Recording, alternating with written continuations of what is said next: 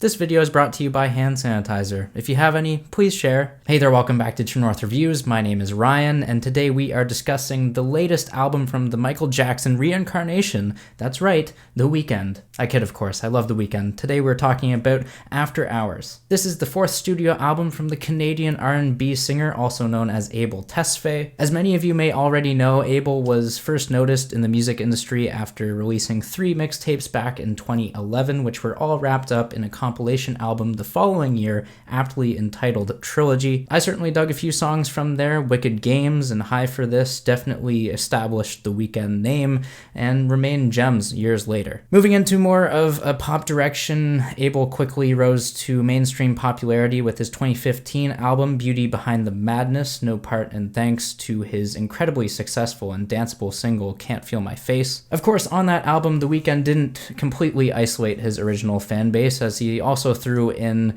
his drugged out, spaced out EXO label R&B, namely with the Kanye-produced track Tell Your Friends. Pushing the envelope even more into accessible pop territory, Abel enlisted Daft Punk and many other features on his incredibly commercial 2016 release Starboy. Many songs on there set a foundation for synth-heavy pop with some of The Weeknd's catchiest hooks to date. Then, continuing the evolution of The Weeknd, Abel returned to his ambient roots in 2018 with his EP My Dear Melancholy, and that pretty much brings us up to date with this new album After Hours, which, unlike Abel's previous albums, this is the first one to have no features whatsoever. Despite this unconventional choice, especially in the genre of R&B and hip-hop over the past 5 years, Abel this time round has focused his efforts on honing an original yet familiar sound. More specifically, The Weeknd fuses his old mixtape ambience with synth pop from the 80s, and the final result is alternative R&B with a captivating twist. One that is inherently moody and meant for the after party. After Hours is full of introspection. With the exception of pop songs Blinding Lights and In Your Eyes and the hip-hop crossover Heartless,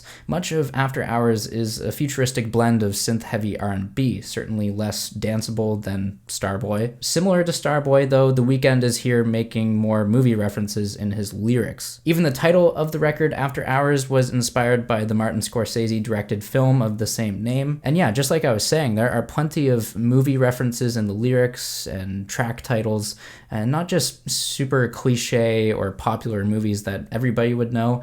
There's also references to cult films like from the 90s, such as John Carpenter's Escape from LA. The Weeknd has done this before. He's name-dropped a few movies here and there. He sprinkled it in a couple of songs from Starboy, but he definitely explores it even further here in greater detail with a concept lacing the entire album of After Hours. Notably, this concept is also complemented with a theatrical setting sonically, as what gets the ball rolling is the first track, Alone Again. Right out of the gates, Alone Again is the synth-heavy song that throws me into a wormhole. It transports me into another dimension. For me, I love the droning bass and the trap beat that pops up in the second half of this track. I think the vocal production is trippy. Lyrically, Alone Again offers up that typical dark subject matter of a Weeknd song, but this time round it's outlining the consequences of a drug overdose. Abel is essentially wanting his lover to remind him who he is.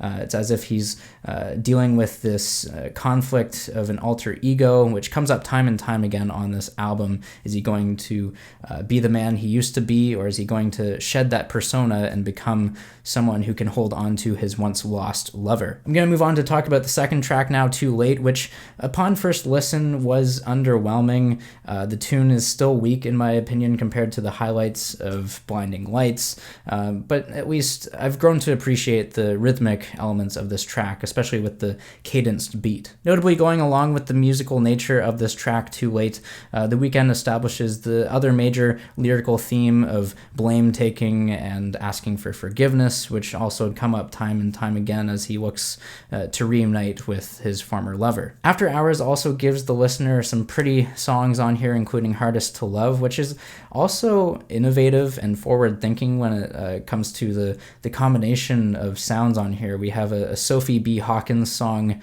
being mixed with a liquid drum and bass instrumental. And sure, the beat might be jarring to some because it's not in time with the singing and it's unconventional, but to me personally, I think it's unique and odd, kind of like what The Weeknd is intending with his music, as it represents this altered mind state, most notably from the trips on drugs. Either way, if you don't appreciate those elements, I think you can still find something with the beautiful vocal melody that glides over this beat so well. It's just cutting with precision. Before we move on to the next track, I just have to point out the seamless transition that happens between Hardest to Love and Scared to Live. And yes, note the similar titles of those tracks. It's intentional. But yeah, like I was saying, my jaw dropped with the transitions, much like a good portion of this album. Anyways, next up is Scared to Live, which is the fourth track on After Hours. It was previously performed on Saturday Night Live back at the beginning of March. It is a sad ballad, instantly likable, though it has a fantastic tune interpolating Your Song by Elton John. The Weeknd is here maturely realizing that his lover needs time and space away from him because he's been the only person that she knows in her lifetime. Regardless, Abel reassures her that she shouldn't be scared to live again after their breakup because yes, life goes on. And one thing that just strikes me as significant with this song is how empowering it will be to perform and listen to after things settle down with the coronavirus. Of course, it's hard to transition from such a serious topic like that, but I'll do my best. The next track is also dealing with some serious subject matter. It's called Snowchild. On this song in particular, The Weeknd shows off some of his rapping skills, which aren't that great in my opinion compared to his contemporaries. He comes across with some predictable rhymes like Swayze and Sway Lee. I will give it to Abel though. His first verse is more compelling and personal on this song. Nonetheless, I appreciate the dusky and smooth beat on this one, especially with the ricketing hi-hats. This song will probably hit home for a lot of the older fans of The Weeknd as he confronts his past addictions with hard drugs. The other great thing about Snowchild is how it lyrically foreshadows the next track, as he's saying that he's leaving, as the place he's leaving is LA. He's escaping from LA. Lyrically, that track is important for this album, but it's not the most captivating. It's pretty underwhelming and it's forgettable with its tune. It just feels a little too long for my liking. Thankfully, this album doesn't wait very long to kick it back up a notch with Heartless, which was the lead single for this album. It shows that Abel is slipping back into his old ways of being this emotionless guy. He's messing around with other girls. He's bragging about all the money he has. I love how hard that song goes. Metro Boomin absolutely stole the show with his production, and he came through very well on that front. Then we move into the cut Faith, which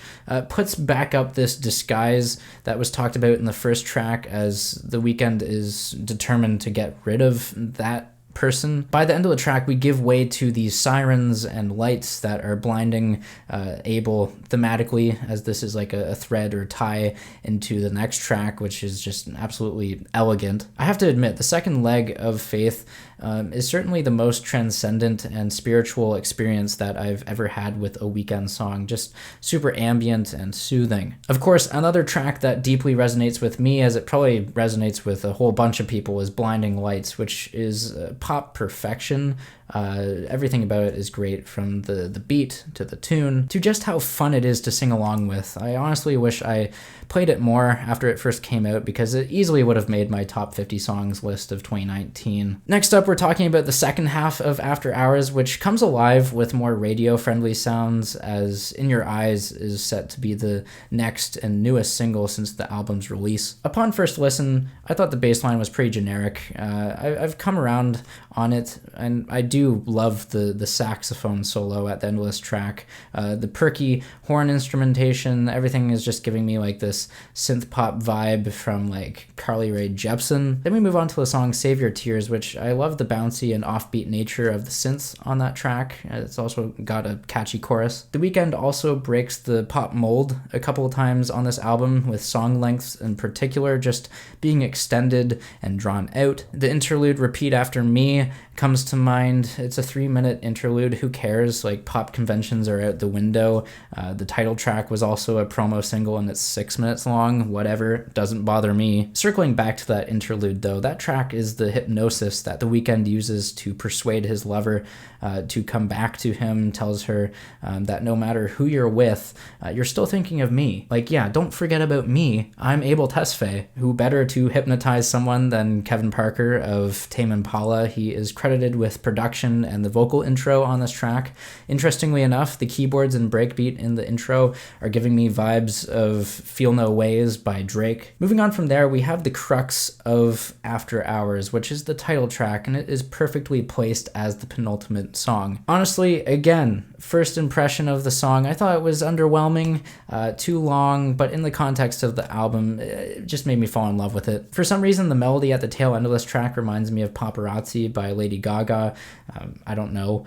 Definitely mixed with the Thriller-esque MJ vocal performance and chilling atmosphere though too. For me, with the production on the title track, I love the subtle elements that pop up throughout the song's entire runtime, especially just after the 3 and 4 minute marks. The beat briefly exits before subsequently returning. I love the synthesizers. I can't really describe them. And then of course by the outro we have these vocals from Abel that are incredibly quivery and shaken as well, which set the stage for the final track, which is called Until I Bleed Out. This track is effectively an extension to After Hours. It's a great synth-heavy outro that sees The Weeknd literally bleeding out all his emotions as he is deciding if he's going to give up drugs or not. He also recognizes that he's given everything he can possibly give to his lover and apologizes for like this addiction he might have had and just how he's been caught up with the lifestyle of LA. Another great thing about this album is that you can loop it and the narrative repeats. It is really hard not to want to play this immediately after you finish it. You'll see that The Weeknd will fall for drugs again, which is only a natural part of his dark and mysterious character, the one that we